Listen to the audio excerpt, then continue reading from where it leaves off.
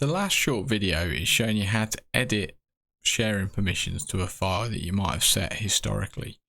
So when you click share on a file and you go to share it again, you can see down the bottom, you might see some little profile pictures and links.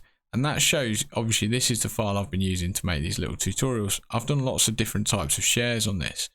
If I click on it, I've got the option to delete some of these. So it shows me what I've currently got. Look, I can click on the settings and I could choose to change expiry dates and things like that. I could choose to delete. So that link no longer works. So these are all different types of links I've done. There's also individuals, look. So here there's a link that only work with specified people. I can choose to edit that. I can add people. So I don't need to necessarily redo the link. I can add people to a link that already exists. I've got complete access to edit all of the shares I've previously done, or I can just click stop sharing at the top and that will delete however many there are.